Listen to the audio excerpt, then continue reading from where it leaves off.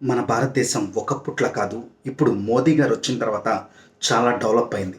అది ఎలా అంటే మనం యుద్ధ పరికరాలను గానీ, యుద్ధ యుద్ధంలో వాడే మిస్సైల్స్‌ని గానీ వేటిలనైనా సరే ఒకప్పుడు మనం కొన్నిటిని వేరే దేశాల ద్వారా ఇంపోర్ట్ చేసుకునేవాళ్ళం. కానీ ఇప్పుడు మన పరిస్థితి ఏంటంటే ఎక్స్‌పోర్ట్ చేసే స్థాయికి ఎదిగాం.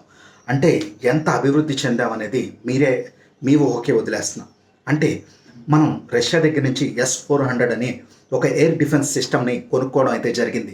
అయితే ఇక్కడ విచిత్రం ఏంటంటే ఆ S-400 సిస్టమ్‌తో ఎయిర్ డిఫెన్స్ సిస్టమ్‌తో మనం ఆకాష్ అనే ఒక ఎయిర్ డిఫెన్స్ సిస్టమ్‌ని ఇంటిగ్రేట్ చేసి సింధూర్ టైంలో మిస్సైల్స్‌ని, డ్రోన్స్‌ని, ఫైటర్ జెట్స్‌ని సక్సెస్ఫుల్‌గా ఎదుర్కోవడం జరిగింది. అయితే ఇప్పుడు మనం ఒక రిపోర్ట్ ప్రకారం వీటిని మన ఫ్రెండ్లీ కంట్రీస్‌కి సప్లై చేయబోతున్నాం మన భారతదేశం నుంచి. దీనివల్ల ఏమవుతుందంటే మన ఎకానమీ పెరుగుతుంది, ఫారెక్స్ రిజర్వ్స్ పెరుగుతాయి. మనకి భారతదేశం అనేది ఒక పవర్‌ఫుల్ కంట్రీగా మారబోతోందని చెప్పుకోవాలి.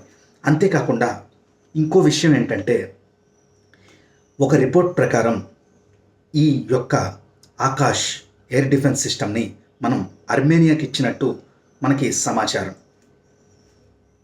అర్మేనియాకి మనం ఎందుకు ఇచ్చాము అంటే అర్మేనియా యొక్క అపోనెంట్ అజర్బైజాన్‌కి టర్కీ వాళ్ళు సపోర్ట్ చేస్తున్నారు. కాబట్టి మనం అర్మేనియాకి సపోర్ట్ చేయడం కోసం, వారిని కాపాడటం కోసం వారికి మనం ఇచ్చినట్టు మనకు ఒక ఇన్ఫర్మేషన్.